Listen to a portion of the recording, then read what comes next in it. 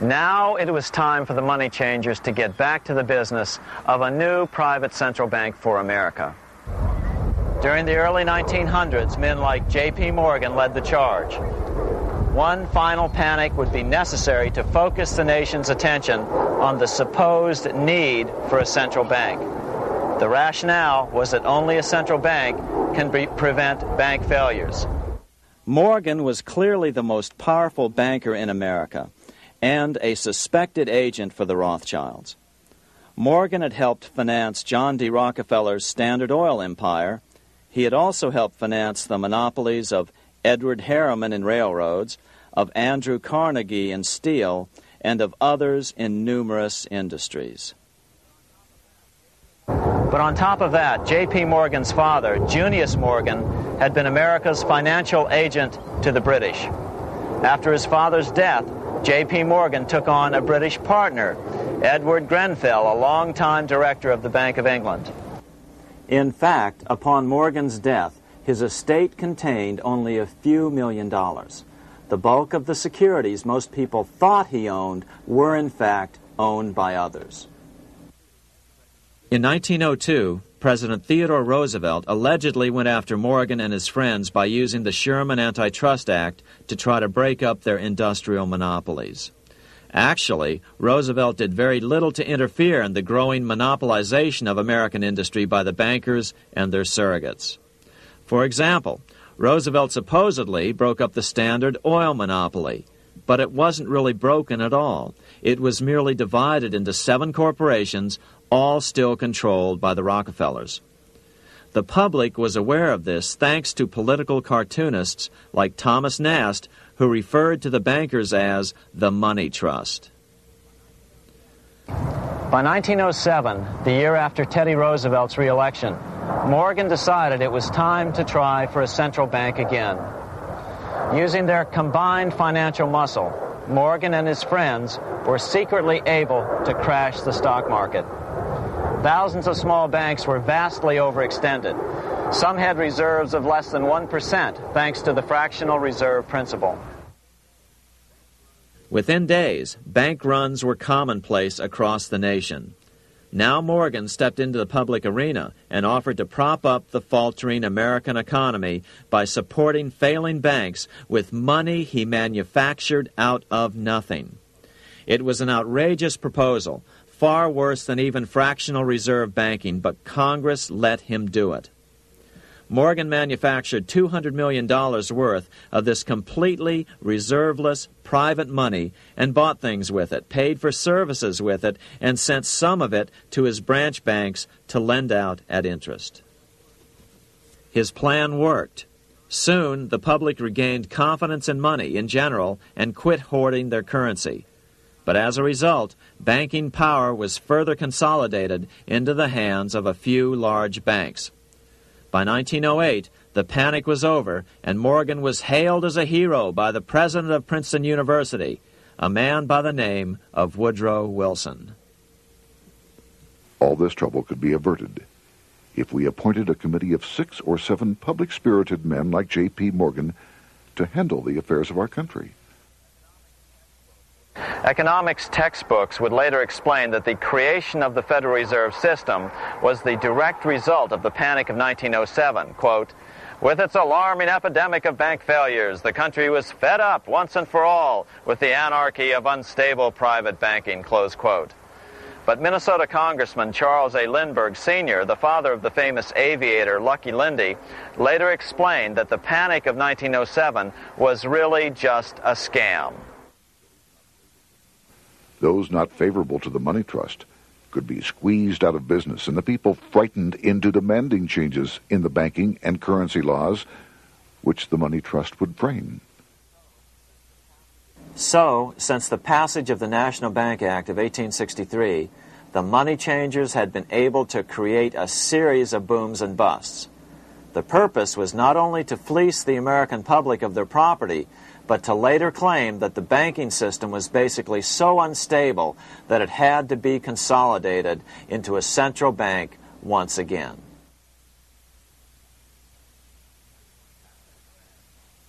After the crash, Teddy Roosevelt, in response to the panic of 1907, signed into law a bill creating something called the National Monetary Commission.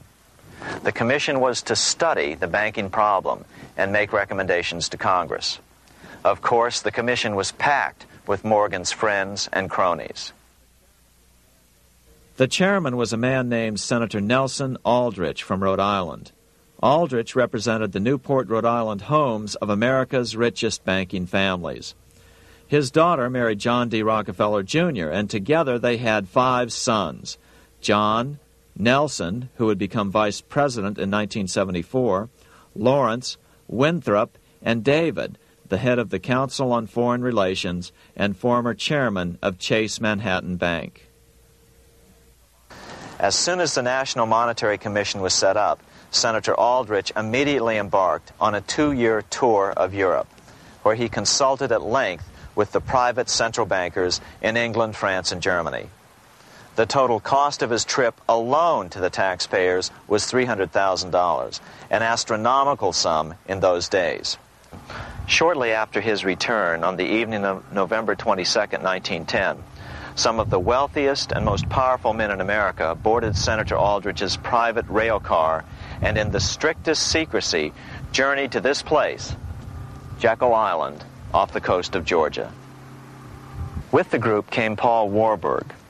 Warburg had been given a $500,000 per year salary to lobby for the passage of a privately owned central bank in America by the investment firm Kuhn, Loeb & Company. Warburg's partner in this firm was a man named Jacob Schiff, the grandson of the man who shared the Greenshield house with the Rothschild family in Frankfurt. Schiff, as we'll find out later, was in the process of spending $20 million to finance the overthrow of the Tsar in Russia. These 3 European banking families, the Rothschilds, the Warburgs, and the Schiffs, were interconnected by marriage down through the years, just as their American banking counterparts, the Morgans, Rockefellers, and Aldriches were. Secrecy was so tight that all 7 primary participants were cautioned to use only first names to prevent servants from learning their identities. Years later, one participant, Frank Vanderlip, president of National City Bank of New York and a representative of the Rockefeller family, confirmed the Jekyll Island trip in a February 9, 1935 edition of the Saturday Evening Post. I was as secretive, indeed as furtive as any conspirator. Discovery, we knew, simply must not happen, or else all our time and effort would be wasted. If it were to be exposed that our particular group had got together and written a banking bill, that bill would have no chance whatever of passage by Congress. The participants came here to figure out how to solve their major problem, how to bring back a privately owned central bank. But there were other problems that needed to be addressed as well. First of all, the market share of the big national banks was shrinking fast. In the first 10 years of the century, the number of U.S. banks had more than doubled to over 20,000.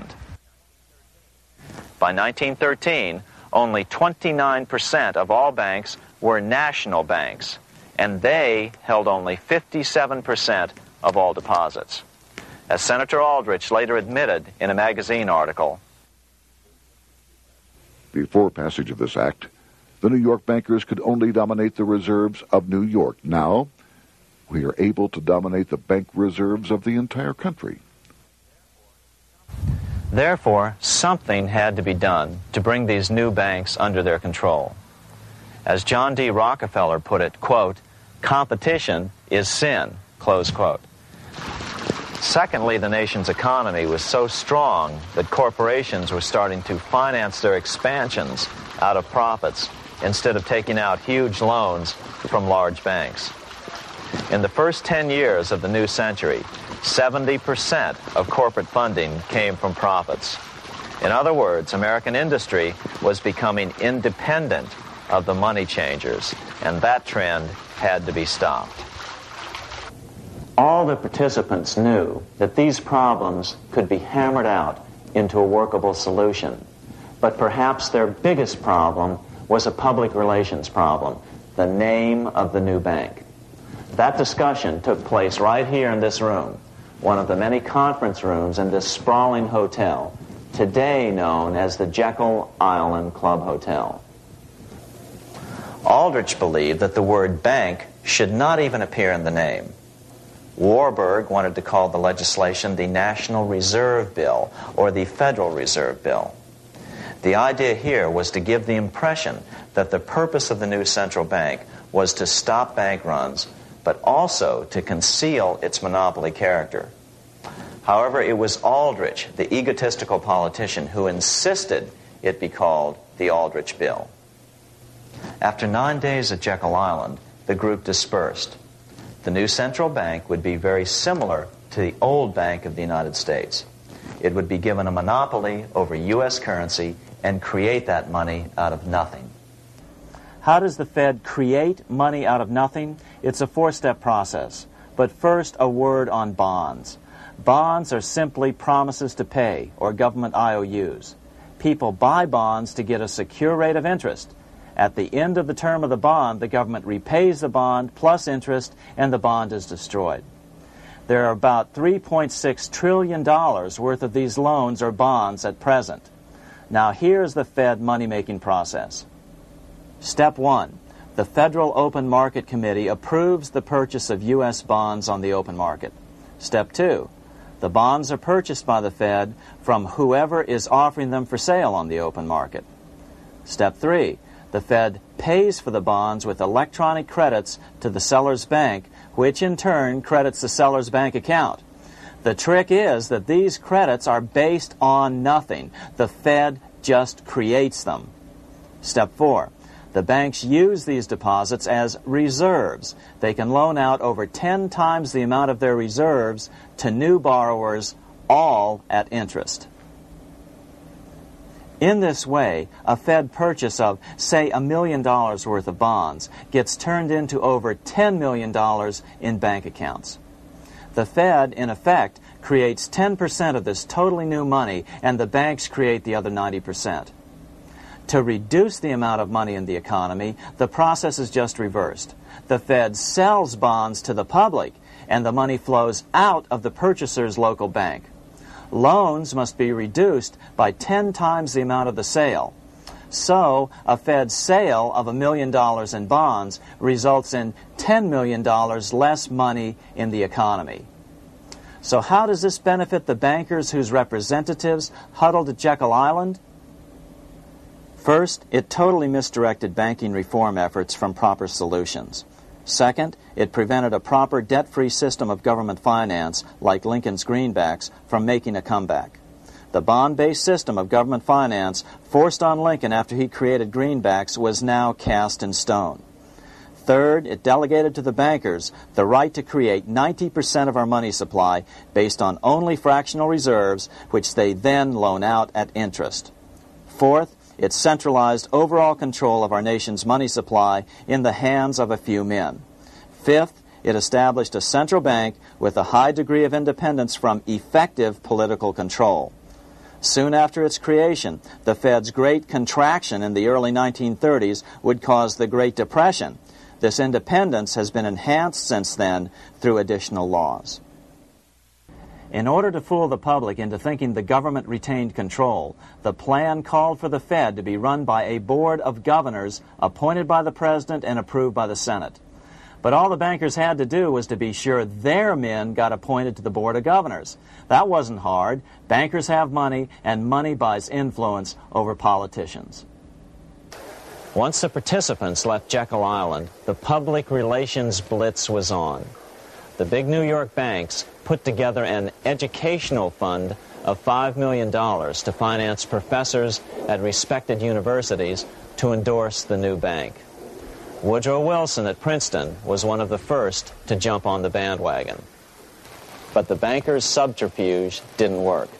The Aldrich Bill was quickly identified as the Bankers' Bill, a bill to benefit only what became known as the money trust. As Congressman Lindbergh put it during the congressional debate, The Aldrich Plan is the Wall Street Plan. It means another panic, if necessary, to intimidate the people. Aldrich, paid by the government to represent the people, proposes a plan for the trusts instead. Seeing they didn't have the votes to win in Congress, the Republican leadership never brought the Aldrich bill to a vote.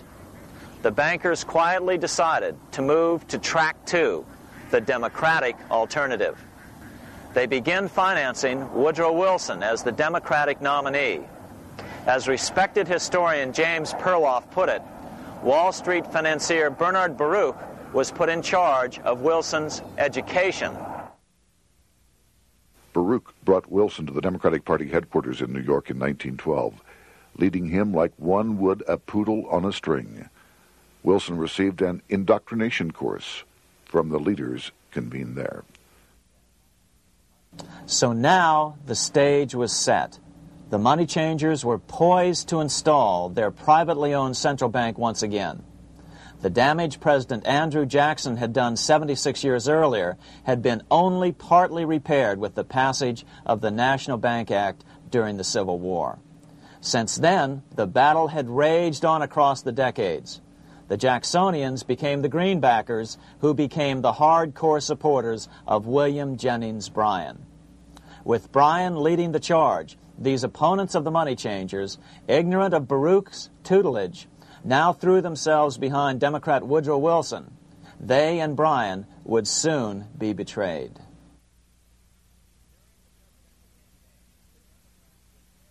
During the presidential campaign, the Democrats were careful to pretend to oppose the Aldrich bill. As Representative Lewis McFadden, himself a Democrat, as well as chairman of the House Banking and Currency Committee, explained it 20 years after the fact. The Aldrich bill was condemned in the platform. When Woodrow Wilson was nominated, the men who ruled the Democratic Party promised the people that if they were returned to power, there would be no central bank established here while they held the reins of government. 13 months later, that promise was broken, and the Wilson administration, under the tutelage of those sinister Wall Street figures who stood behind Colonel House, established here in our free country the worm-eaten, monarchical institution of the King's Bank, to control us from the top downward and to shackle us from the cradle to the grave. Once Wilson was elected, Morgan, Warburg, Baruch, and company advanced a new plan, which Warburg named the Federal Reserve System. The Democratic leadership hailed the new bill, called the Glass-Owen Bill, as something radically different from the Aldrich Bill. But in fact, the bill was virtually identical in every important detail.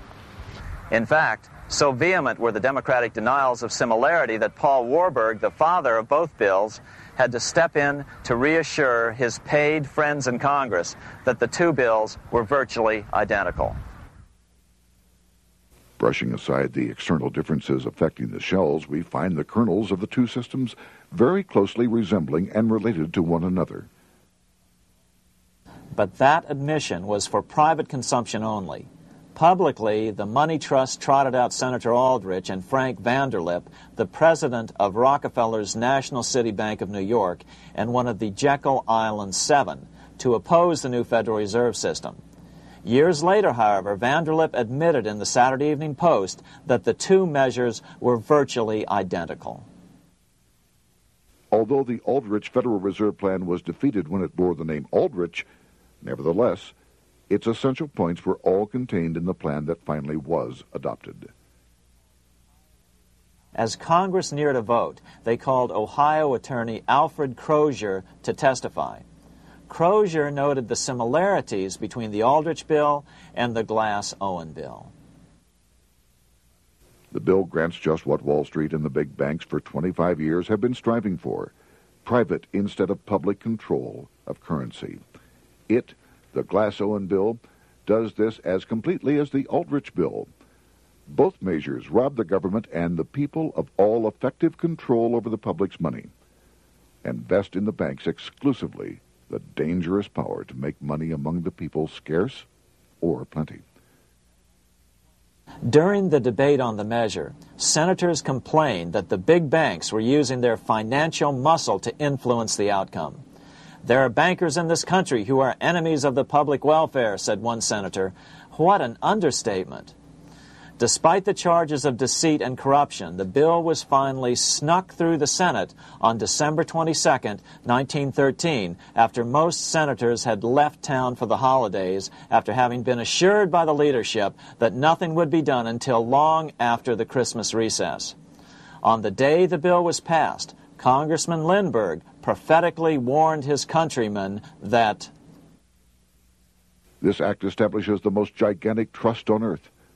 When the President signs this bill, the invisible government by the monetary power will be legalized. The people may not know it immediately, but the day of reckoning is only a few years removed. The worst legislative crime of the ages is perpetrated by this banking bill. On top of all this, only weeks earlier, Congress had finally passed a bill legalizing income tax. Why was the income tax law important? Because bankers finally had in place a system which would run up a virtually unlimited federal debt. How would the interest on this debt be repaid? Never mind the principal.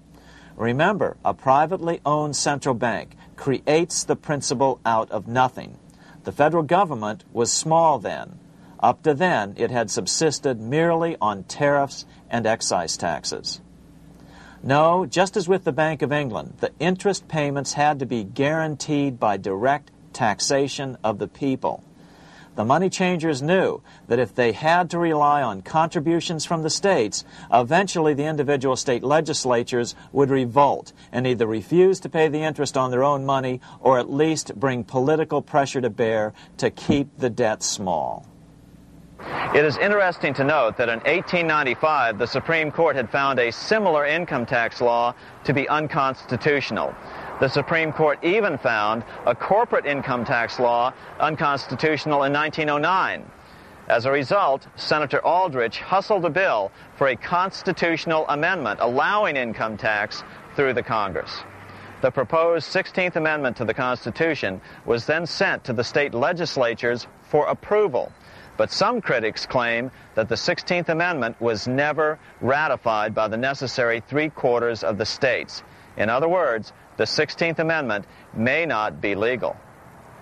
But the money changers were in no mood to debate the fine points. By October of 1913, Senator Aldrich had hustled the income tax bill through Congress.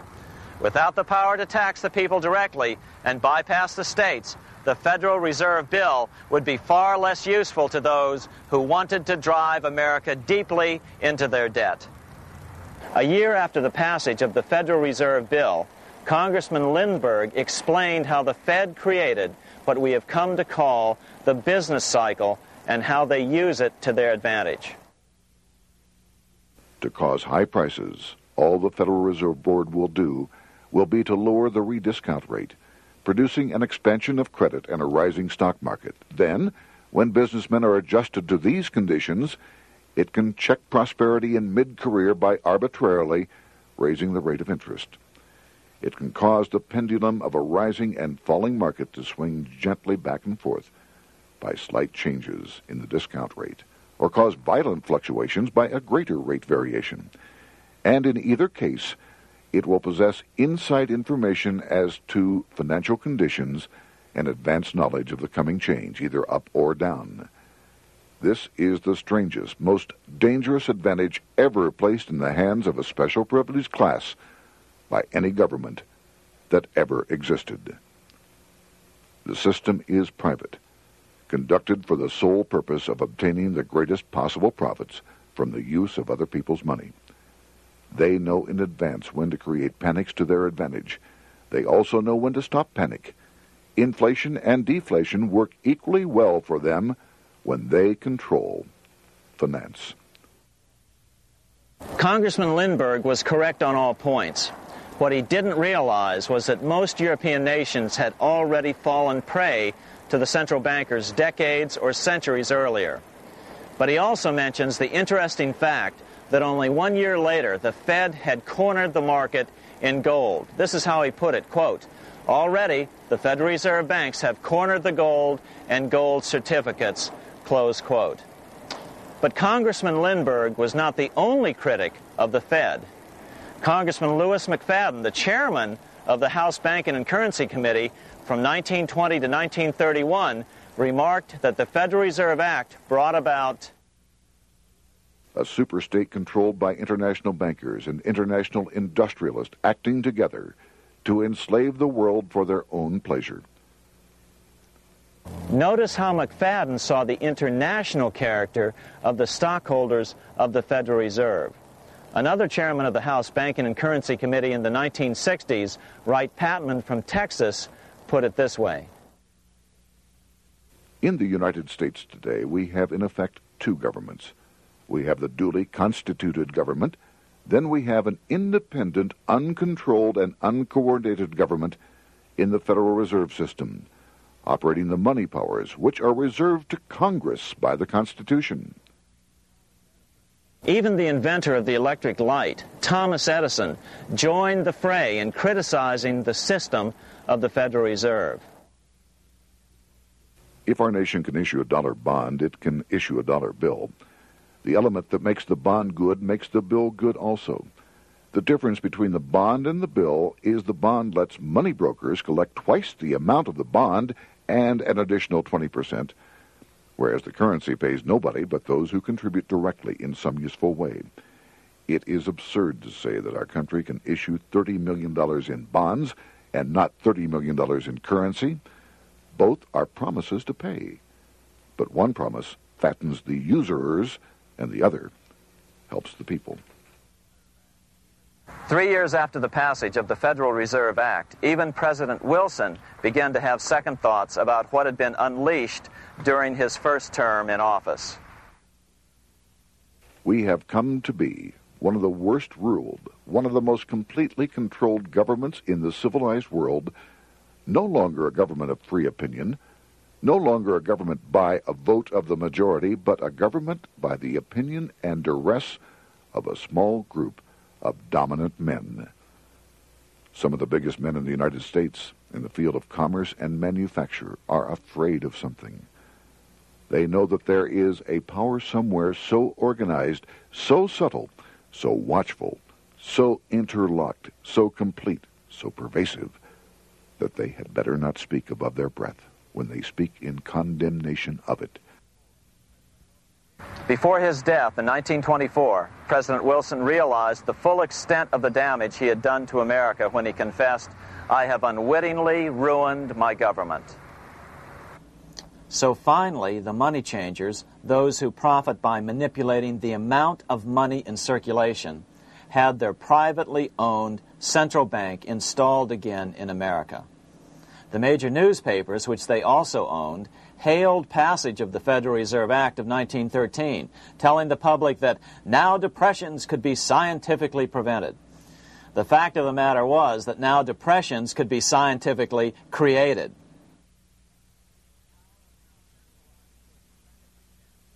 Power was now centralized to a tremendous extent. Now it was time for a war, a really big war. In fact, the First World War. Of course, to the central bankers, the political issues of war don't matter nearly as much as the profit potential, and nothing creates debts like warfare. England was the best example at that time. During the 119-year period between the founding of the Bank of England and Napoleon's defeat at Waterloo, England had been at war for 56 years, and much of the remaining time she'd been preparing for war. In World War I, the German Rothschilds loaned money to the Germans, the British Rothschilds loaned money to the British, and the French Rothschilds loaned money to the French. In America, J.P. Morgan was the sales agent for war materials to both the British and the French. In fact, 6 months into the war, Morgan became the largest consumer on earth, spending $10 million a day.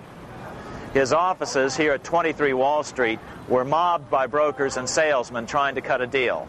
In fact, it got so bad that the bank had to post guards at every door and at the partners' homes as well.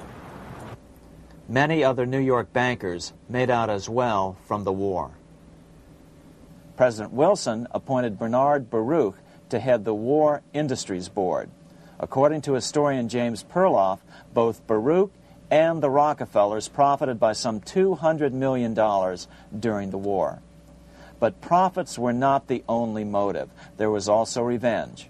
The money changers never forgave the czars for their support of Lincoln during the Civil War.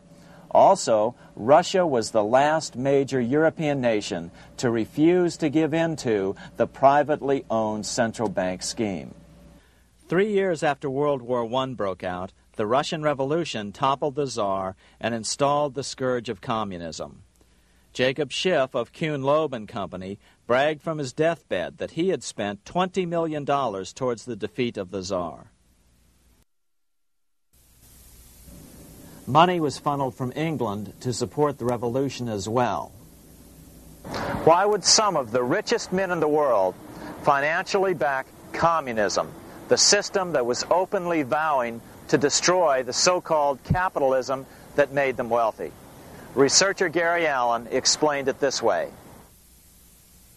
If one understands that socialism is not a share the wealth program, but is in reality a method to consolidate and control the wealth, then the seeming paradox of super-rich men promoting socialism becomes no paradox at all. Instead, it becomes logical, even the perfect tool of power-seeking megalomaniacs. Communism, or more accurately socialism, is not a movement of the downtrodden masses, but of the economic elite. As W. Cleon Skousen put it in his 1970 book, The Naked Capitalist, power from any source tends to create an appetite for additional power. It was almost inevitable that the super-rich would one day aspire to control not only their own wealth, but the wealth of the whole world. To achieve this, they were perfectly willing to feed the ambitions of the power-hungry political conspirators who were committed to the overthrow of all existing governments and the establishments of a central worldwide dictatorship. but what if these revolutionaries get out of control and try to seize power from the super-rich? After all, it was Mao Zedong who in 1938 stated his position concerning power. Political power grows out of the barrel of a gun. The Wall Street, London axis elected to take the risk. The master planners attempted to control revolutionary communist groups by feeding them vast quantities of money when they obeyed and contracting their money supply or even financing their opposition if they got out of control.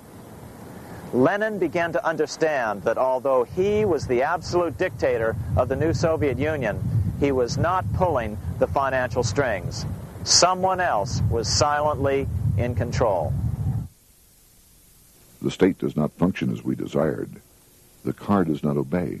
A man is at the wheel and seems to lead it, but the car does not drive in the desired direction. It moves as another force wishes.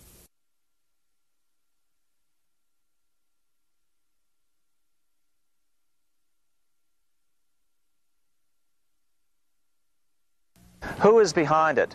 Representative Louis T. McFadden, the chairman of the House Banking and Currency Committee throughout the 1920s and into the Great Depression years of the 1930s, explained it this way.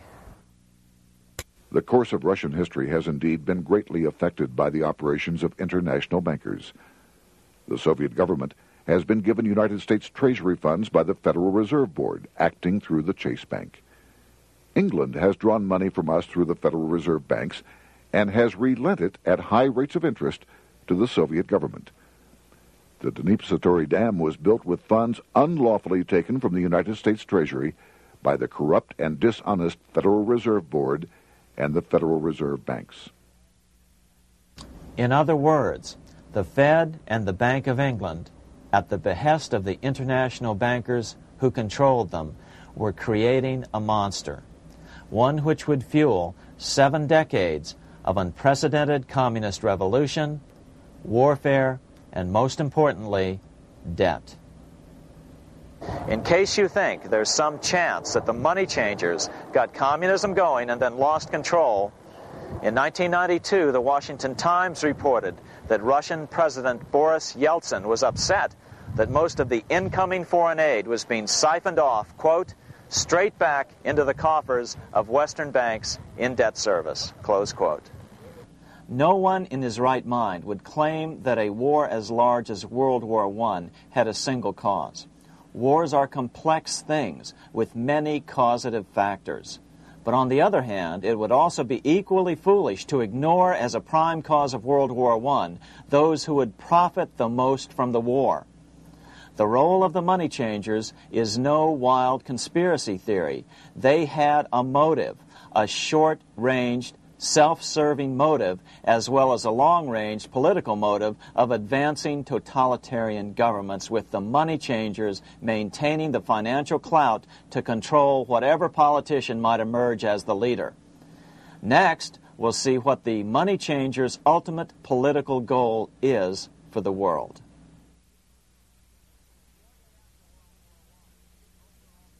Shortly after World War I, the overall political agenda of the money changers began to be clear. Now that they controlled national economies individually, the next step was the ultimate form of consolidation, world government. The new world government proposal was given top priority at the Paris Peace Conference after World War I. It was called the League of Nations, but much to the surprise of Paul Warburg and Bernard Baruch, who attended the peace conference with President Wilson, the world was not yet ready to dissolve national boundaries. Nationalism still beats strong in the human breast. For example, Lord Curzon, the British Foreign Secretary, called the League of Nations a good joke, even though it was the stated policy of the British government to support it. To the humiliation of President Wilson, the U.S. Congress wouldn't ratify the League either. Despite the fact that it had been ratified by many other nations, without money flowing from the U.S. Treasury, the League died. After World War I, the American public had grown tired of the internationalist policies of Democrat Woodrow Wilson. In the presidential election of 1920, Republican Warren Harding won a landslide victory with over 60% of the vote. Harding was an ardent foe of both Bolshevism and the League of Nations. His election, which opened a 12-year run of Republican presidents in the White House, led to an unprecedented era of prosperity known as the Roaring Twenties. Despite the fact that the war had brought America a debt 10 times larger than its Civil War debt, still the American economy surged.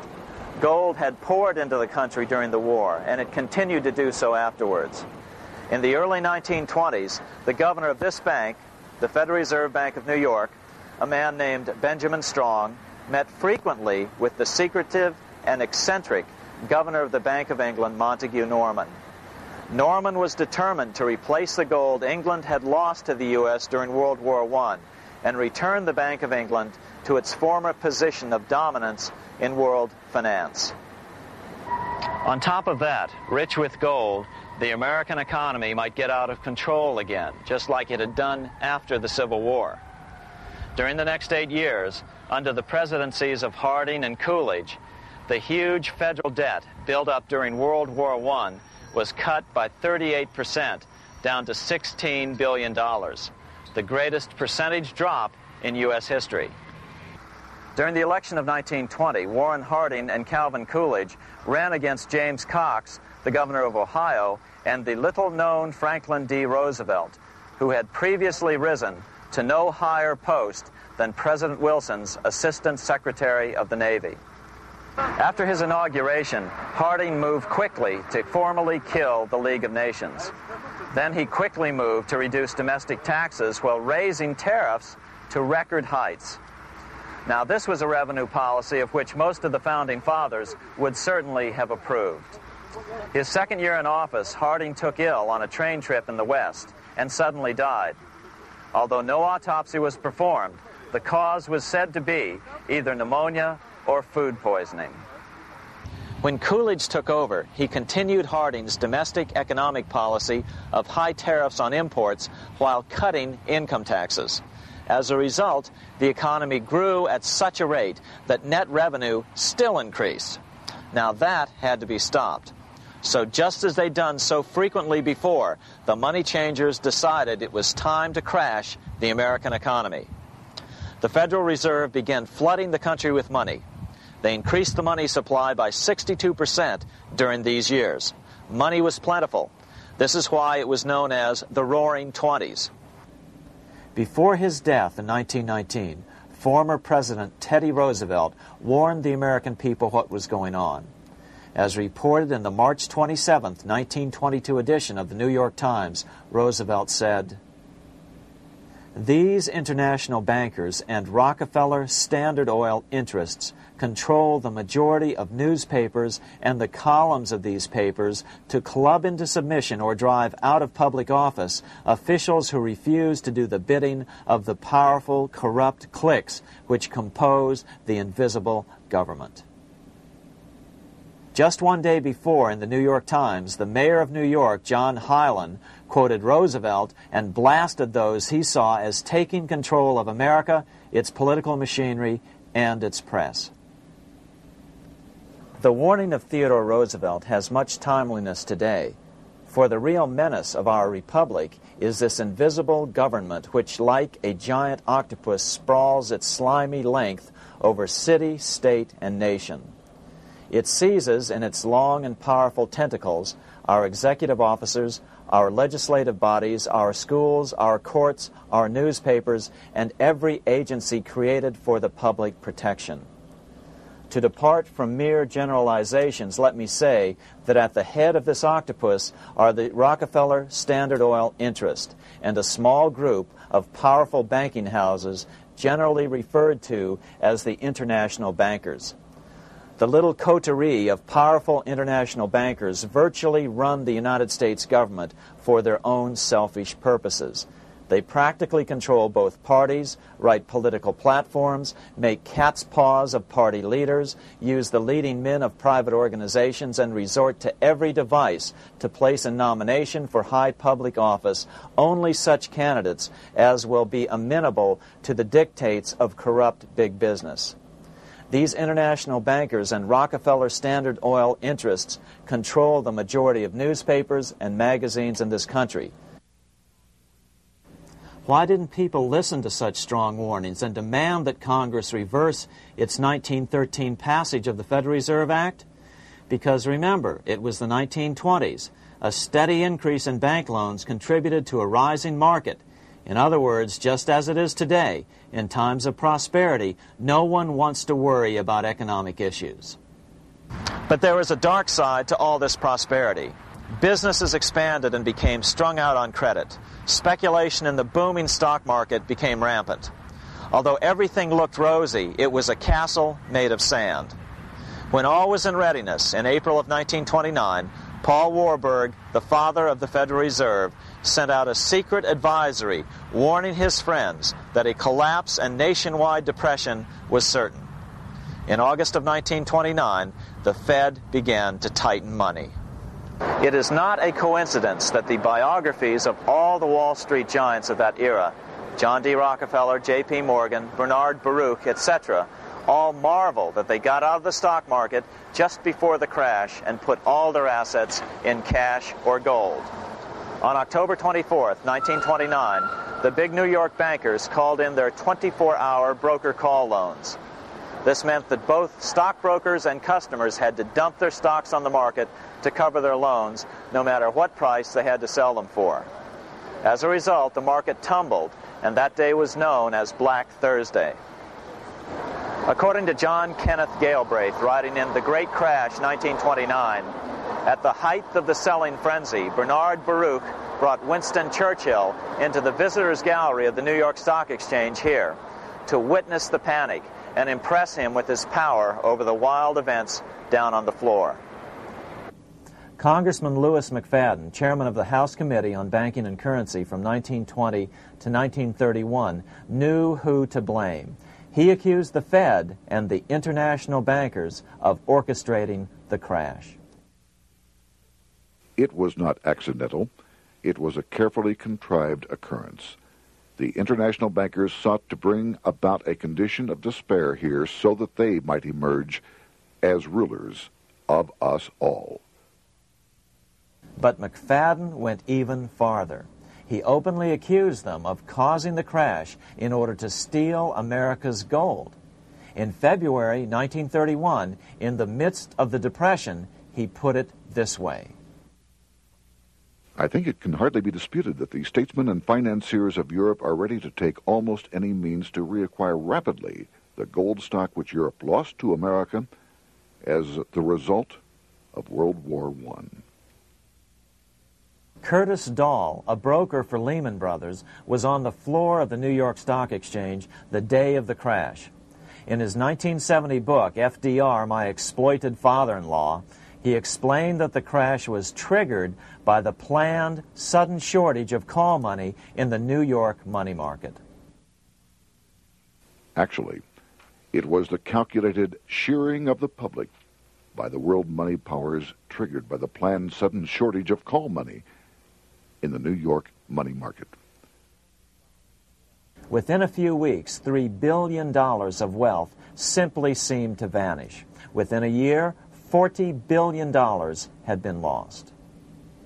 But did it really disappear? Or was it simply consolidated in fewer hands? And what did the Federal Reserve do? Instead of moving to help the economy out by quickly lowering interest rates to stimulate the economy, the Fed continued to brutally contract the money supply further, deepening the Depression. Between 1929 and 1933, the Fed reduced the money supply by an additional 33%. Although most Americans have never heard that the Fed was the cause of the Depression, this is well known among top economists. Milton Friedman, the Nobel Prize-winning economist now of Stanford University, said the same thing in a National Public Radio interview in January of 1996. The Federal Reserve definitely caused the Great Depression by contracting the amount of currency in circulation by 1/3 from 1929 to 1933. But the money lost by most Americans during the Depression didn't just vanish. It was just redistributed into the hands of those who had gotten out just before the crash and had purchased gold, which is always a safe place to put your money just before a depression. But America's money also went overseas.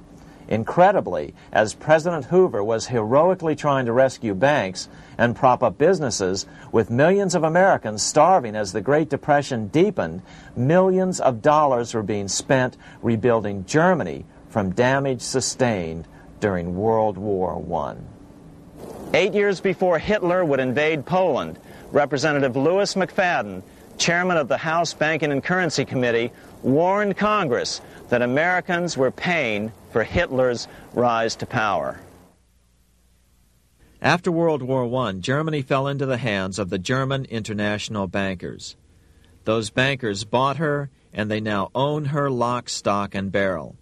They have purchased her industries, they have mortgages on her soil, they control her production, they control all her public utilities. The international German bankers have subsidized the present government of Germany, and they have also supplied every dollar of the money Adolf Hitler has used in his lavish campaign to build up a threat to the government of Brüning. When Brüning fails to obey the orders of the German international bankers, Hitler is brought forth to scare the Germans into submission. Through the Federal Reserve Board, over $30 billion of American money has been pumped into Germany. You have all heard of the spending that's taken place in Germany. Modernistic dwellings, her great planetariums, her gymnasiums, her swimming pools, her fine public highways, her perfect factories. All this was done on our money. All this was given to Germany through the Federal Reserve Board. The Federal Reserve Board has pumped so many billions of dollars into Germany that they dare not name the total. Franklin D. Roosevelt was swept into office during the 1932 presidential election. Once Roosevelt was in office, however, sweeping emergency banking measures were immediately announced, which did nothing but increase the Fed's power over the money supply. Then, and only then, did the Fed finally begin to loosen the purse strings and feed new money out to the starving American people. At first, Roosevelt railed against the money changers as being the cause of the Depression. Believe it or not, This is what he said on March 4th, 1933, in his inaugural address. Practices of the unscrupulous money changers stand indicted in the court of public opinion, rejected by the hearts and minds of men. The money changers have fled from their high seats in the temple of our civilization. But 2 days later, Roosevelt declared a bank holiday and closed all banks. Later that year, Roosevelt outlawed private ownership of all gold bullion and all gold coins with the exception of rare coins. Most of the gold in the hands of the average American was in the form of gold coins. The new decree was, in effect, a confiscation. Those who didn't comply risk as much as 10 years in prison and a $10,000 fine, the equivalent of $100,000 today. Out in small-town America, some people didn't trust Roosevelt's order. Many were torn between keeping their hard-earned wealth or obeying the government. Those who did turn in their gold were paid the official price for it, $20.66 per ounce. So unpopular was the confiscation order that no one anywhere in government would take credit for authoring it. No congressman claimed it. At the signing ceremony, President Roosevelt made it clear to all present that he was not the author of it and publicly stated that he had not ever read it. Even his Secretary of the Treasury said he'd never read it either, saying it was, quote, what the experts wanted. Roosevelt convinced the public to give up their gold by saying that pooling the nation's resources was necessary to get America out of the Depression. With great fanfare, he ordered a new bullion depository built to hold the mountain of gold the U.S. government was illegally confiscating.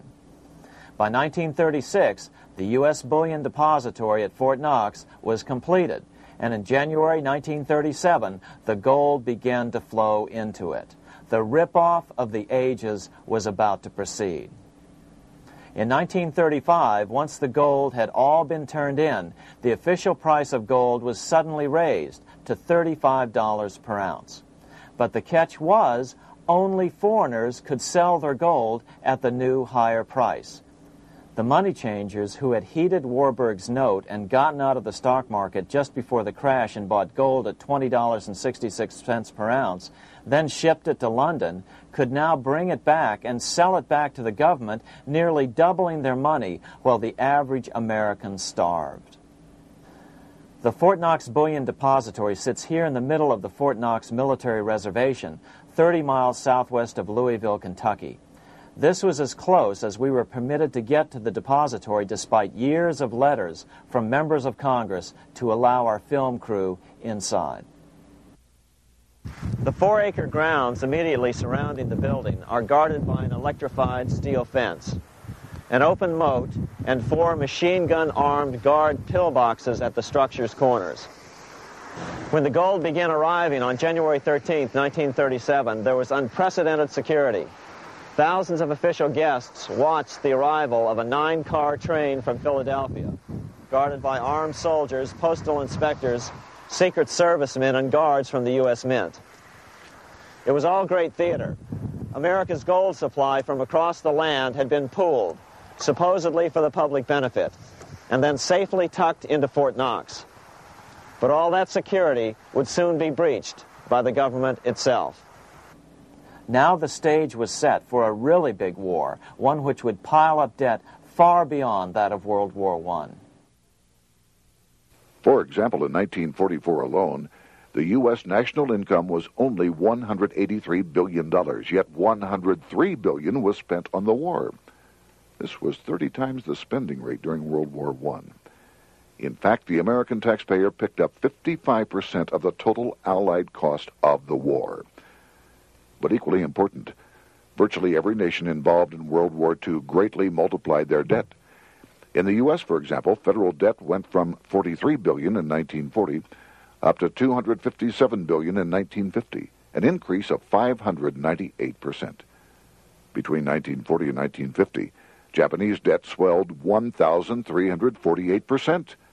French debt grew 583%, and Canadian debt soared 417%. After the war, the world was now divided into two economic camps: communist command economies on the one hand versus monopoly capitalists on the other, set to fight it out in one perpetual and highly profitable arms race. It was finally time for the central bankers to embark in earnest on their three-step plan to centralize the economic systems of the entire world and finally bring about their global government or New World Order. The phases of this plan were: Step 1, central bank domination of national economies worldwide. Step 2, centralized regional economies through organizations such as the European Monetary Union and regional trade unions such as NAFTA. Step 3, centralize the world economy through a world central bank, a world money, and ending national independence through abolition of all tariffs by treaties like GATT.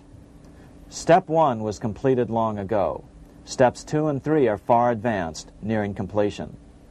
What about gold? Among central banks, the largest holder of gold is now the IMF. It and central banks now control 2/3 of the world's gold supply, giving them the ability to manipulate the gold market. Remember the money changer's golden rule: he who has the gold makes the rules.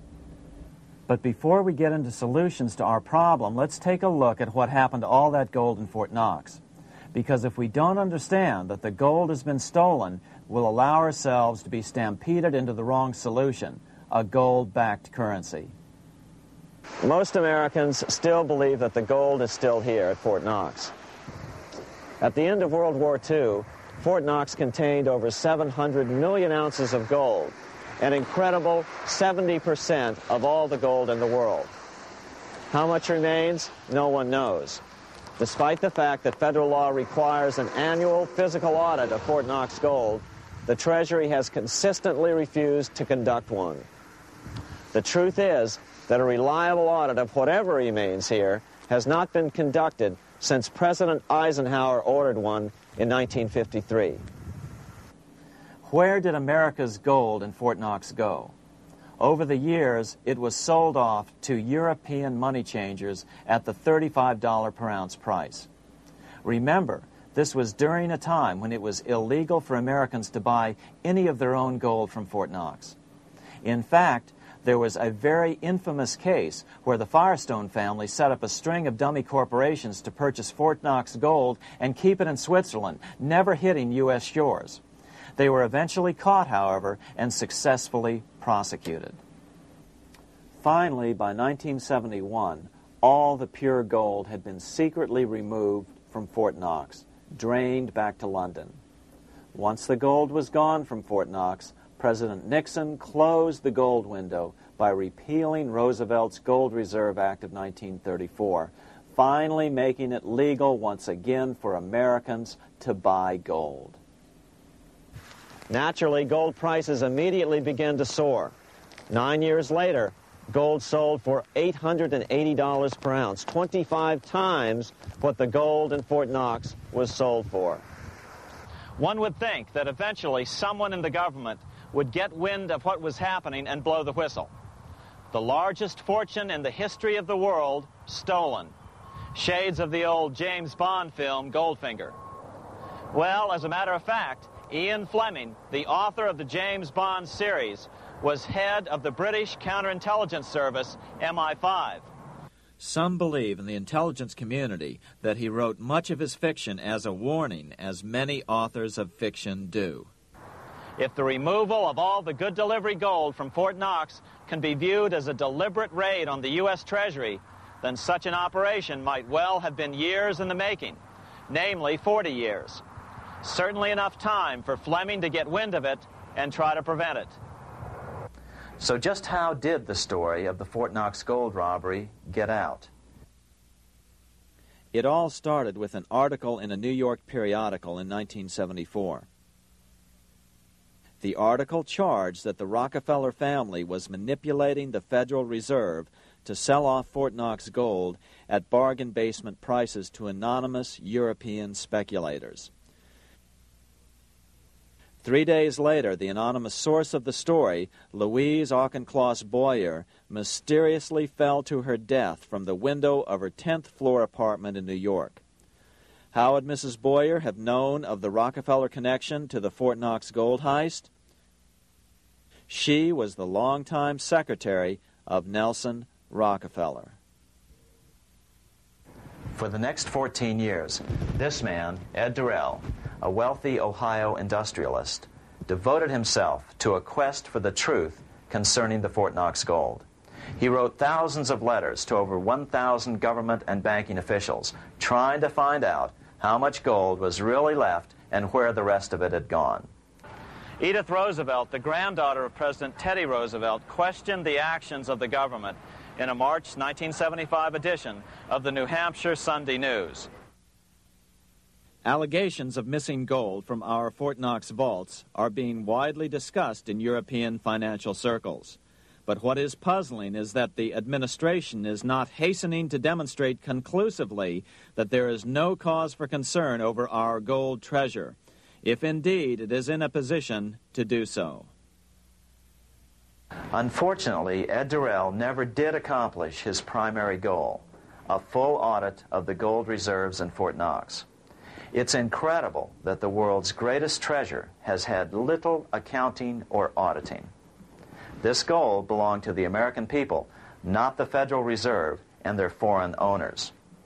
One thing is certain, the government could blow all of this speculation away in a few days with a well-publicized audit under the searing lights of media cameras. It has chosen not to do so. One must conclude that they are afraid of the truth such an audit would reveal. What is the government so afraid of? Here's the answer. When President Ronald Reagan took office in 1981, his conservative friends urged him to study the feasibility of returning to a gold standard as the only way to curb government spending. It sounded like a reasonable alternative, so President Reagan appointed a group of men called the Gold Commission to study the situation and report back to Congress. What Reagan's Gold Commission reported back to Congress in 1982 was the following shocking revelation concerning gold. The U.S. Treasury owned no gold at all. All the gold that was left in Fort Knox was now owned by the Federal Reserve, a group of private bankers, as collateral against the national debt. The truth of the matter is that never before has so much money been stolen from the hands of the general public and put into the hands of a small group of private investors, the money changers.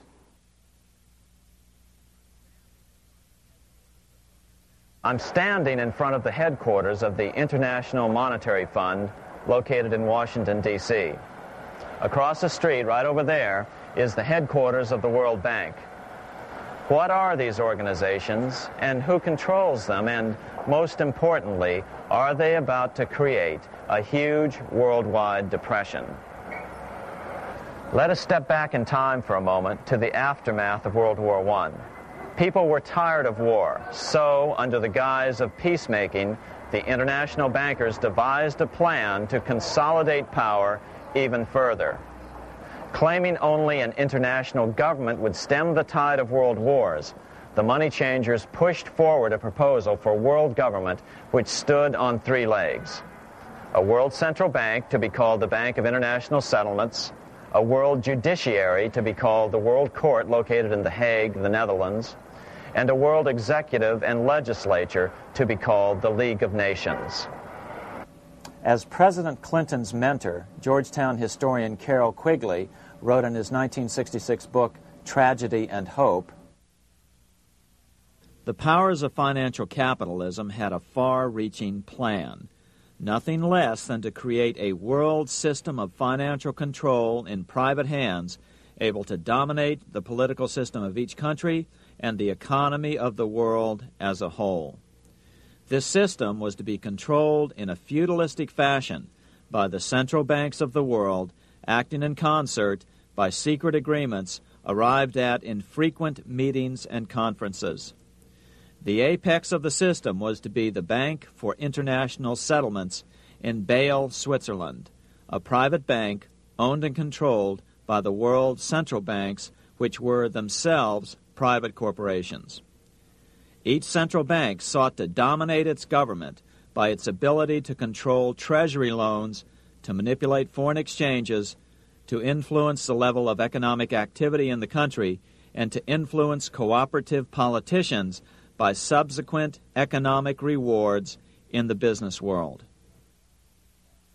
Despite intense pressure from the international bankers and the press, a handful of U.S. senators, led by Senator Henry Cabot Lodge, kept the U.S. out of these schemes. Without U.S. participation, the League was doomed. Incredibly, even though the U.S. rejected the World Central Bank, the BIS, the New York Federal Reserve ignored its government and arrogantly sent representatives to Switzerland to participate in the central bankers' meeting right up until 1994, when the U.S. was finally officially dragged into it. Their world government schemes thwarted, the bankers resorted to the old formula: another war to wear down the resistance to world government while reaping handsome profits. To this end, Wall Street helped resurrect Germany through the Thyssen banks, which were affiliated with the Harriman interest in New York, just as the Chase Bank had assisted in the financing of the Bolshevik Revolution in Russia during World War I. Chase Bank was controlled by the Rockefeller family. Subsequently, it was merged with Warburg's Manhattan Bank to form the Chase Manhattan Bank. Now this has merged with Chemical Bank of New York, making it the largest Wall Street bank. Their strategy worked. Even before World War II was over, world government was back on track. In 1944, at Bretton Woods, New Hampshire, the International Monetary Fund and the World Bank were approved with full U.S. participation. The Second League of Nations, renamed the United Nations, was approved in 1945. Soon, a new international court system was functioning as well.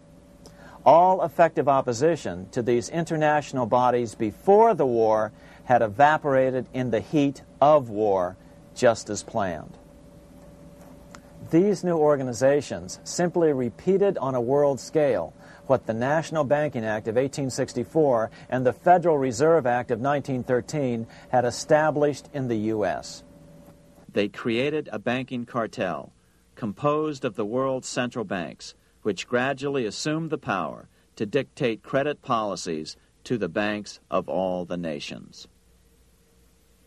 For example, just as the Federal Reserve Act authorized the creation of a new national fiat currency called Federal Reserve Notes, the IMF has been given the authority to issue a world fiat money called Special Drawing Rights, or SDRs.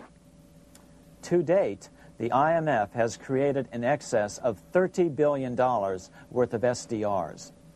Member nations are being pressured to make their currencies fully exchangeable for SDRs. In 1968, Congress approved laws authorizing the Fed to accept SDRs as reserves in the U.S. and to issue Federal Reserve notes in exchange for SDRs. What does that mean? It means that in the U.S., SDRs are already a part of our lawful money. And what about gold? SDRs are already partially backed by gold. And with 2/3 of world gold now in the hands of central banks, the money changers can go about structuring the world's economic future in whichever way they deem most profitable. Keep in mind, just as the Fed is controlled by its Board of Governors, the IMF is controlled by its Board of Governors, which are either the heads of the different central banks or the heads of the various national treasury departments dominated by their central banks. Voting power in the IMF gives the U.S. and the U.K., that is to say the Fed and the Bank of England, effective control. Just as the Fed controls the amount of money in the U.S., the BIS, IMF, and World Bank control the money supply for the world. So we see the repetition of the old goldsmith's fraud replicated on the national scale with central banks like the Fed and on the international scale by the three arms of the World Central Bank. Is this organization of the BIS, the IMF, and the World Bank, which we refer to collectively as the World Central Bank, presently expanding and contracting world credit? Yes. Regulations put into effect in 1988 by the BIS required the world's bankers to raise their capital and reserves to 8% of liabilities by 1992. Increased capital requirements put an upper limit to the fractional reserve lending, similar to the way cash reserve requirements do. What has this seemingly insignificant regulation made in a Swiss city 8 years ago meant to the world? It means our banks cannot loan more and more money to buy more and more time before the next depression, as a maximum loan ratio is now set.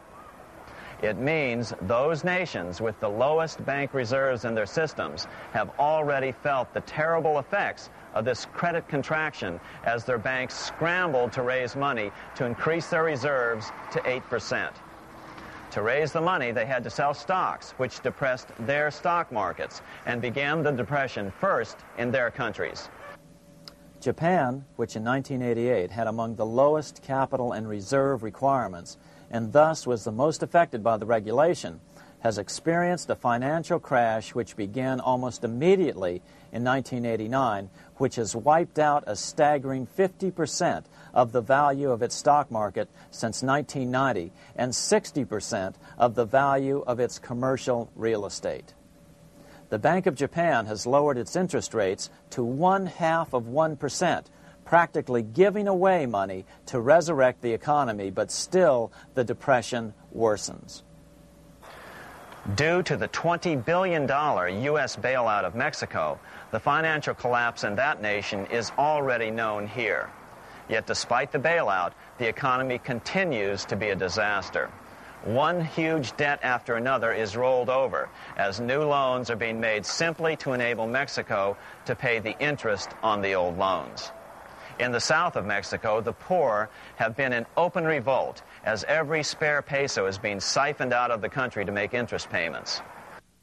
It is important to note that a radical transfer of power is taking place as nations become subservient to a supranational world central bank controlled by a handful of the world's richest bankers. As the IMF creates more and more SDRs by the stroke of a pen on IMF ledgers, more and more nations borrow them to pay interest on their mounting debts and gradually fall under the control of the faceless bureaucrats of the World Central Bank. As the worldwide depression worsens and spreads, this will give the World Central Bank the power of economic life and death over these nations. It will decide which nations will be permitted to receive further loans and which nations will starve. Despite all the rhetoric about development and the alleviation of poverty, the result is a steady transfer of wealth from the debtor nations to the money changers' central banks which control the IMF and the World Bank. For example, in 1992, the Third World debtor nations, which borrowed from the World Bank, paid $198 million more to the central banks of the developed nations for World Bank-funded purposes than they received from the World Bank. All this increases their permanent debt in exchange for temporary relief of poverty caused by prior borrowings. Already, these repayments exceed the amount of the new loans. By 1992, Africa's external debt had reached $290 billion, 2.5 times greater than in 1980, resulting in skyrocketing infant mortality rates and unemployment, deterioration of schools, housing, and the general health of the people. The entire world faces the immeasurable suffering already destroying the Third World and now Japan, all for the benefit of the money changers. As one prominent Brazilian politician put it, "The Third World War has already started. It is a silent war, not for that reason any less sinister. The war is tearing down Brazil, Latin America, and practically all the Third World. Instead of soldiers dying, there are children. It is a war over the Third World debt, one which has as its main weapon interest, a weapon more deadly than the atom bomb, more shattering than a laser beam."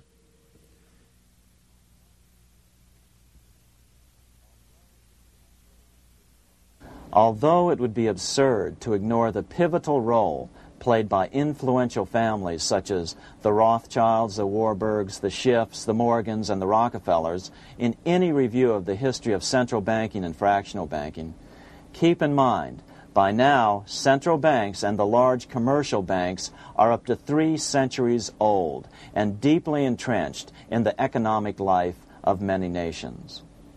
These banks are no longer dependent on clever individuals such as a Nathan Rothschild. Years ago, the question of ownership was important, but no longer.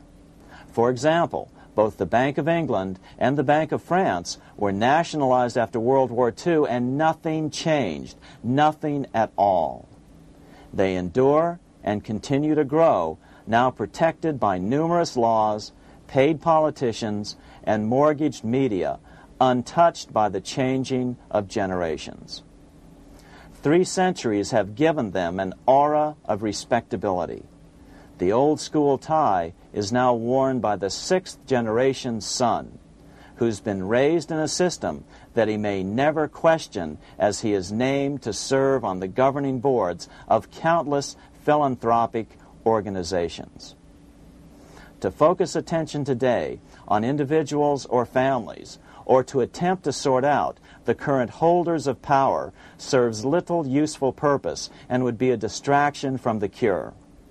The problem is far bigger than that. It is the corrupt banking system that was and is being used to consolidate vast wealth into fewer and fewer hands that is our current economic problem. Change the names of the main players now, and the problem will neither go away nor even miss a beat. Likewise, among the hordes of bureaucrats working in the World Bank, central banks, and international banks, only a tiny fraction have any idea of what's really going on. No doubt they'd be horrified to learn that their work is contributing to the terrible impoverishment and gradual enslavement of mankind to a few incredibly rich plutocrats. So really, there's no use in emphasizing the role of individuals anymore. And the problem even transcends the normal spectrum of political right and left. Both communism and socialism, as well as monopoly capitalism, have been used by the money changers. Today, they profit from either side of the new political spectrum. The big government welfare state on the so-called left wing versus the neoconservative laissez-faire capitalists who want big government totally out of their lives on the right wing. Either way, the bankers win. Monetary reform is the most important political issue facing this nation. That clarified, let's proceed to the conclusions in the spirit Lincoln declared, with malice towards none, with charity towards all. At the start of this video, we ask a number of troubling questions. Let's be sure we've answered them. What's going on in America today? Why are we over our heads in debt? Why can't the politicians bring debt under control? Why are we over our heads in debt? Because we're laboring under a debt money system that is designed and controlled by private bankers. Now, some will argue that the Federal Reserve System is a quasi-governmental agency. But the President appoints only 2 of the 7 members of the Federal Reserve Board of Governors every 4 years. And he appoints them to 14-year terms, far longer than his own. The Senate does confirm those appointments, but the whole truth is that the President wouldn't dare appoint anyone to that board of whom Wall Street does not approve. Of course, this does not preclude the possibility that some honorable men may be appointed to the Board of Governors. But the fact is that the Fed is specifically designed to operate independently of our government, as are nearly all other central banks. Some argue that the Fed promotes monetary stability. We saw the current head of the Bank of England, Eddie George, claim that this was the most important role of a central bank. In fact, the Fed's record of stabilizing the economy shows it to be a miserable failure in this regard. Within the first 25 years of its existence, the Fed caused 3 major economic downturns, including the Great Depression, and for the last 30 years has shepherded the American economy into a period of unprecedented inflation. Again, this is not some wild conspiracy theory. It's a well-known fact among top economists. As Nobel Prize-winning economist Milton Friedman put it, the stock of money, prices, and output was decidedly more unstable after the establishment of the Federal Reserve System than before. The most dramatic period of instability in output was, of course, the period between the 2 wars, which includes the severe monetary contractions of 1920-21, 1929-33, and 1937-38. No other 20-year period in American history contains as many as 3 such severe contractions. This evidence persuades me that at least a third of the price rise during and just after World War I is attributable to the establishment of the Federal Reserve System, and that the severity of each of the major contractions, 1920-21, 1929-33, and 1937-38, is directly attributable to acts of commission and omission by the reserve authorities. Any system which gives so much power and so much discretion to a few men so that mistakes, excusable or not, can have such far-reaching effects is a bad system. It is a bad system to believers in freedom just because it gives a few men such power without any effective check by the body politic. This is the key political argument against an independent central bank. To paraphrase Clemenceau, money is much too serious a matter to be left to the central bankers.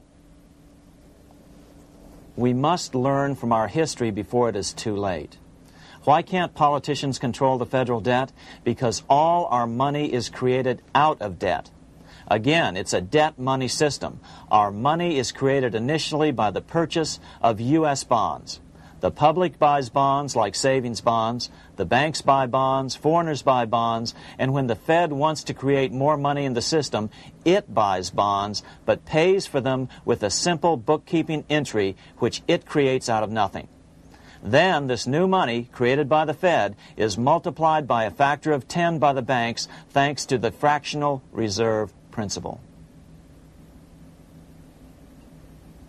So although the banks don't create currency, they do create checkbook money or deposits by making new loans. They even invest some of this created money. In fact, over $1 trillion of this privately created money has been used to purchase U.S. bonds on the open market, which provides the banks with roughly $50 billion in interest, risk-free, each year, less the interest they pay to some depositors. In this way, through fractional reserve lending, banks create over 90% of the money and therefore cause over 90% of our inflation. What can we do about all this? Fortunately, there's a way to fix the problem fairly easily, speedily, and without any serious financial problems.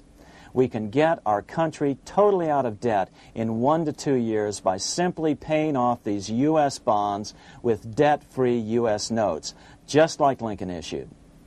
Of course, that by itself would create tremendous inflation, since our currency is presently multiplied by the fractional reserve banking system. But here's the ingenious solution, advanced in part by Milton Friedman, to keep the money supply stable and avoid inflation and deflation while the debt is retired. As the Treasury buys up its bonds on the open market with U.S. notes, the reserve requirements of your hometown local bank will be proportionally raised, so the amount of money in circulation remains constant. As those holding bonds are paid off in U.S. notes, they will deposit this money, thus making available the currency then needed by the banks to increase their reserves. Once all the U.S. bonds are replaced with U.S. notes, banks will be at 100% reserve banking instead of the fractional reserve system currently in use. From this point on, the former Fed buildings will only be needed as a central clearinghouse for checks and as vaults for U.S. notes. The Federal Reserve Act will no longer be necessary and could be repealed. Monetary power can be transferred back to the Treasury Department. There would be no further creation or contraction of money by banks. By doing it this way, our national debt can be paid off in a single year or so, and the Fed and fractional reserve banking abolished without national bankruptcy, financial collapse, inflation or deflation, or any significant change in the way the average American goes about his business. To the average person, the primary difference would be that for the first time since the Federal Reserve Act was passed in 1913, taxes would begin to go down. Now there's a real national blessing for you, rather than for Hamilton's banker friends. Now let's take a look at these proposals in more detail. Here are the main provisions of a Monetary Reform Act which needs to be passed by Congress. We've drafted a proposed Monetary Reform Act which follows at the end of this tape. Of course, variations with the same results would be equally welcome. 1.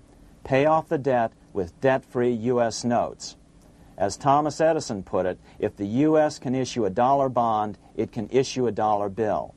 They both rest purely on the faith and credit of the United States government. This amounts to a simple substitution of one type of government obligation for another. One bears interest, the other doesn't. Federal Reserve notes could be used for this as well, but could not be printed after the Fed's abolished as we propose, so we suggest using U.S. notes instead. 2. Abolish fractional reserve banking. As the debt is paid off, the reserve requirements of all banks and financial institutions would be raised proportionally at the same time to absorb the new U.S. notes, which would be deposited and become the bank's increased reserves. Towards the end of the first year of the transition period, the remaining liabilities of financial institutions would be assumed or acquired by the U.S. government in a one-time operation. In other words, they too would eventually be paid off with debt-free U.S. notes in order to keep the total money supply stable. At the end of the first year or so, all of the national debt would be paid, and we could start enjoying the benefits of full reserve banking. The Fed would be obsolete, an anachronism. 3. Repeal the Federal Reserve Act of 1913 and the National Banking Act of 1864. These acts delegate the money power to a private banking monopoly. They must be repealed, and the money power handed back to the Department of Treasury, where they were initially under President Abraham Lincoln. No banker or person in any way affiliated with financial institutions should be allowed to regulate banking. After the first two reforms, these acts would serve no useful purpose anyway, since they relate to a fractional reserve banking system. 4. Withdraw the U.S. from the IMF, the BIS, and the World Bank. These institutions, like the Federal Reserve, are designed to further centralize the power of the international bankers over the world's economy, and the U.S. must withdraw from them. Their harmless functions, such as currency exchange, can be accomplished either nationally or in new organizations limited to those functions. Such a monetary reform act would guarantee that the amount of money in circulation would stay very stable, causing neither inflation nor deflation. Remember, for the last 3 decades, the Fed has doubled the American money supply every 10 years.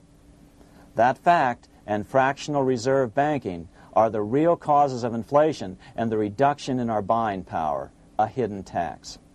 These and other taxes are the real reasons both parents now have to work just to get by. The money supply should increase slowly to keep prices stable, roughly in proportion to population growth, about 3% per year, not at the whim of a group of bankers meeting in secret. In fact, all future decisions on how much money will be in the American economy must be made based on statistics of population growth and the price level index. The new monetary regulators and the Treasury Department, perhaps called the Monetary Committee, would have absolutely no discretion in this matter except in time of declared war. This would ensure a steady, stable money growth of roughly 3% per year, resulting in stable prices and no sharp changes in the money supply. To make certain the process is completely open and honest, all deliberations would be public, not secret, as meetings of the Fed's Board of Governors are today. How do we know this will work? Because these steps remove the two major causes of economic instability, the Fed and fractional reserve banking, and the newest one as well, the BIS, Bank of International Settlements. But most importantly, the danger of a severe depression would be eliminated. Let's listen to Milton Friedman on the single cause of severe economic depressions. I know of no severe depression in any country or any time that was not accompanied by a sharp decline in the stock of money, and equally of no sharp decline in the stock of money that was not accompanied by a severe depression. Issuing our own currency is not a radical solution. It's been advocated by Presidents Jefferson, Madison, Jackson, Van Buren, and Lincoln. But it's been used at different times throughout Europe as well. Perhaps the best example is one of the small islands off the coast of France in the English Channel. Called Guernsey, it's been using debt-free money issues to pay for large building projects for nearly 200 years. Here we are on Guernsey, and this is the Guernsey flower and vegetable market. Guernsey is one of the most successful examples of just how well a debt-free money system can work. In 1815, a committee was appointed to investigate how best to finance this new market. The impoverished island could not afford more new taxes, so the state's fathers decided to try a revolutionary idea: issue their own paper money. They were just colorful paper notes, backed by nothing, but the people of this tiny island agreed to accept them and trade with them. To be sure they circulated widely, they were declared to be good for the payment of taxes. Of course, this idea was nothing new. It was exactly what America had done before the American Revolution, and there are many other examples throughout the world. But it was new to Guernsey, and it worked miracles. This market is still in use, and remember, it was built for no debt to the people of this island state. But what if we follow Guernsey's example? How would the bankers react to these reforms? Certainly the international bankers' cartel will oppose reforms that do away with their control of the world's economies as they have in the past. But it is equally certain that Congress has the constitutional authority and responsibility to authorize the issuance of debt-free money, U.S. notes, and to reform the very banking laws it ill-advisedly enacted.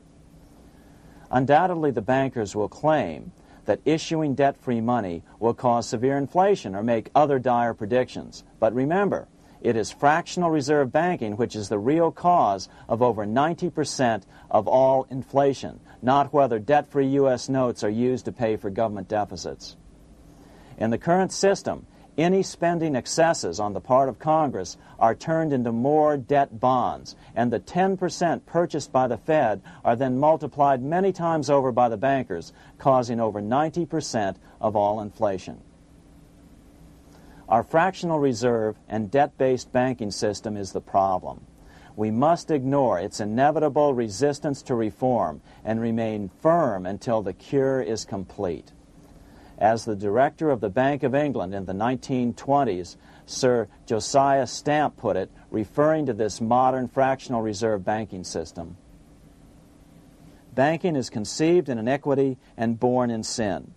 Bankers own the earth. Take it away from them, but leave them the power to create money and control credit, and with the flick of a pen, they will create enough money to buy it back again. Take this great power away from the bankers, and all great fortunes like mine will disappear, and they ought to disappear, for this would be a better and happier world to live in. But if you want to continue the slaves of bankers and pay the cost of your own slavery, let them continue to create money and to control credit. Americans are slowly figuring this out. Today, over 3,200 cities and counties have endorsed the proposal of a nonprofit organization called Sovereignty.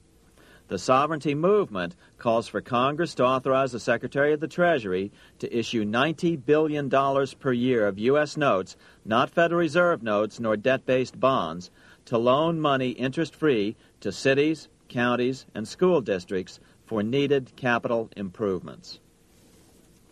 Remarkably, and to their praise, the Community Bankers Association of Illinois, representing 515 member banks, has endorsed this sovereignty proposal, a good step in the right direction. As Milton Friedman has repeatedly pointed out, no severe depression can occur without a severe contraction of money. In our system, only the Fed, the Bank of International Settlements, with U.S. bankers' cooperation, or a combination of the largest Wall Street banks could cause a depression. In other words, our economy is so huge and resilient, a depression just can't happen by accident. Unless we reform our banking system, they will always have that power. They can pull the plug on our economy anytime they choose. The only solution is to abolish the Fed and the fractional reserve banking system and withdraw from the BIS. Only that will break the power of the international bankers over our economy. And keep in mind, a stock market crash itself cannot cause a severe depression. Only the severe contraction of our money supply can cause a severe depression. The stock market crash of 1929 only wiped out market speculators, mostly the small to medium ones, resulting in $3 billion in wealth changing hands. But it served as a smokescreen for a 33% contraction in credit by the Fed over the next 4 years, which resulted in over $40 billion in wealth from the American middle class being transferred to the big banks. Then, despite impotent howls of protest from a divided Congress, the independent Fed kept the money supply contracted for a full decade. Only World War II ended the terrible suffering the Fed inflicted on the American people. In a depression, the remaining wealth of the debt-burdened American middle class will be wiped out by unemployment, declining wages, and the resulting foreclosures.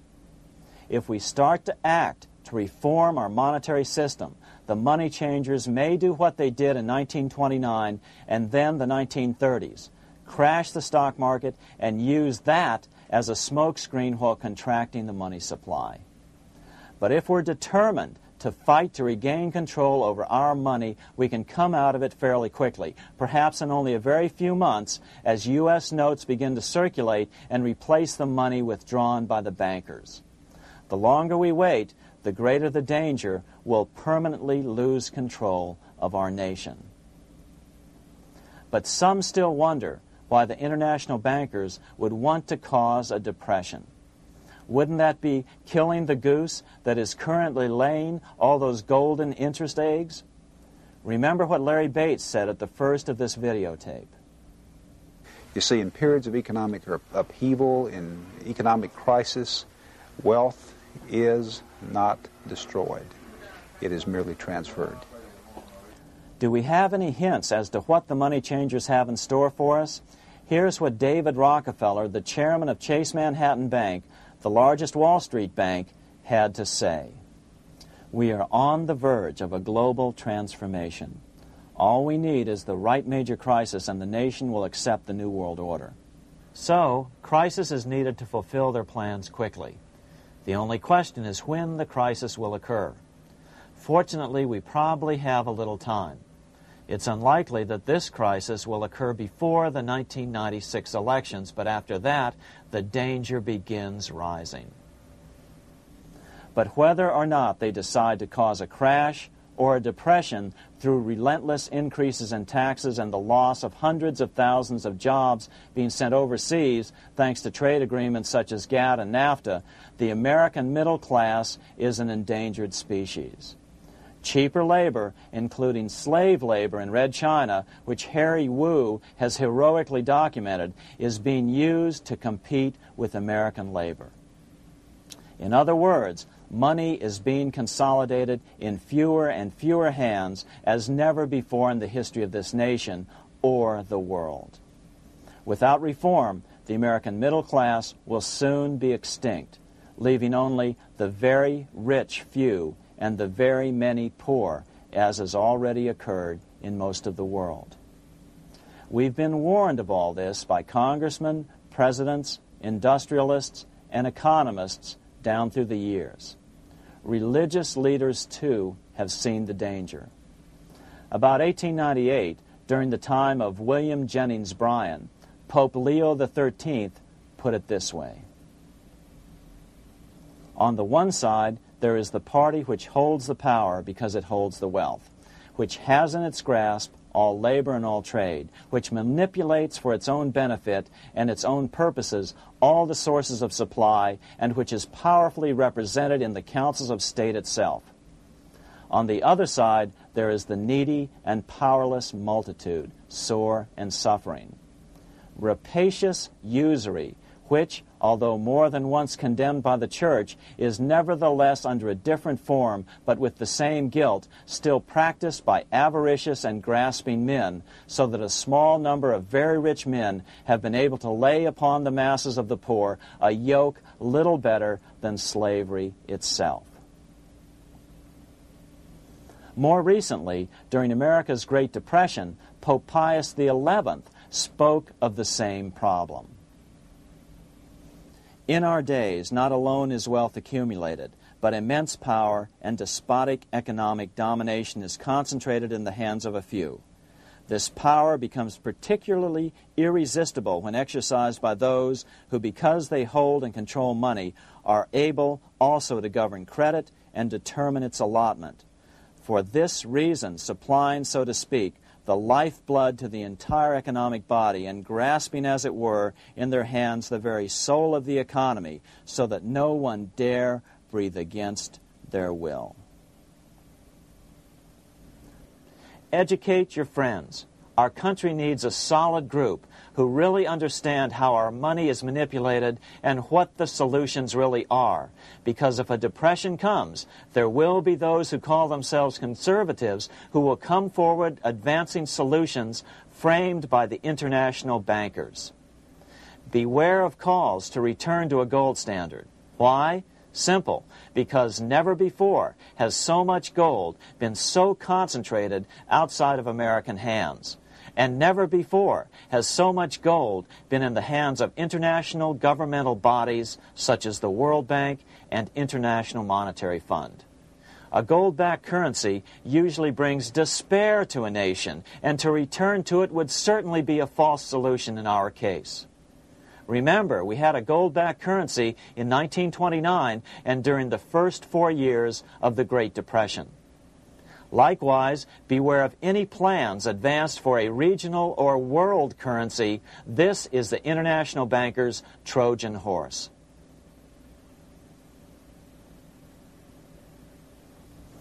Educate your member of Congress. It only takes a few persuasive members to make the others pay attention. Most congressmen just don't understand the system. Some understand it, but are so influenced by bank PAC contributions that they ignore it, not realizing the gravity of their neglect. We hope we've made a valuable contribution to the national debate on monetary reform. It remains for each man to do his duty, consistent with his state in life. May God give us the light to help reform our nation and ourselves. We say ourselves because ultimately vast multitudes of men are going to be driven more and more to desperation by the accumulation of the world's wealth in fewer and fewer hands. Men will tend to become like their oppressors, selfish and greedy. Rather, let's keep in mind during this period of reform a warning not to lose sight of greater things, as Pope Pius XI put it. For what will it profit men that a more prudent distribution and use of riches make it possible for them to gain even the whole world, if thereby they suffer the loss of their own souls? What will it profit to teach them sound principles in economics if they permit themselves to be so swept away by selfishness, by unbridled and sordid greed, that hearing the commandments of the Lord, they do all things contrary?